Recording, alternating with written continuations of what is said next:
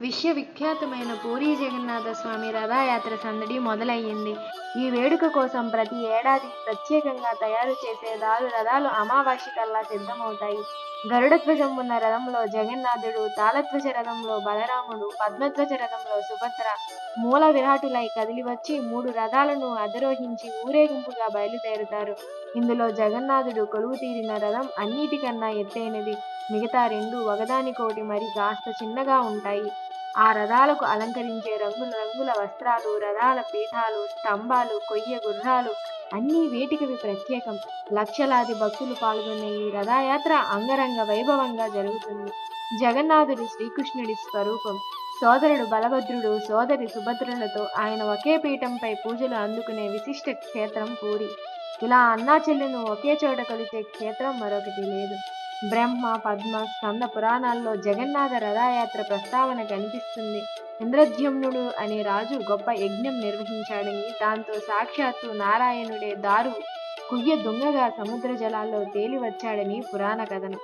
బ్రహ్మదేవుడి ఆజ్ఞతో విశ్వకర్మ ఆ కర్రను 3 మూర్తులుగా మలిచాడంటారు. బలభద్రుడు తెల్లగా, సుభద్ర పసుపు రంగులో ఉండగా నల్లని రూపంలో జగన్నాథుడు భక్తులకు మంత్రముగ్ధుల్ని చేస్తారు.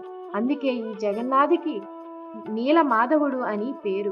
ఇంద్రద్యుమ్నుడు యజ్ఞం చేసిన శాలలోనే యజ్ఞానంతరం ఈ మూర్తుల్ని మలచారని, తరువాత కొత్తగా నిర్మించిన మందిరంలో ఏకపీఠంపై ప్రతిష్ఠించారని చెబుతారు. ఆ యజ్ఞవాటిక పేరే గుండిచా మందిరం.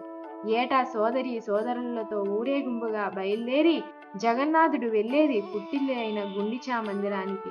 10 రోజులు అక్కడ పూజలు అందుకుని విశ్రాంతి తీసుకుని ఏకాదశి నాటికి ప్రధాన ఆలయానికి తిరిగి వస్తారు. తిరుగు ప్రయాణాన్ని బహుదాయాత్ర అంటారు. ఈ రథయాత్రలు ఒడిశా ప్రజల జీవితాల్లో విడదీయరాని ఘట్టాలు. మట్టి కుండల్లో వంట చేసి స్వామివారికి 56 రకాల నైవేద్యాలు సమర్పించడం పూరీ ఆలయంలో ఆనవాయితీ. శరీరం రథ ఏవచ అని ఉపనిషత్తు చెబుతుంది. శరీరం రథం, జీవుడు సారథి, ఆత్మ రథికుడు. 3 అంచెల రథం పరమగమ్యానికి సంకేతం కూడా.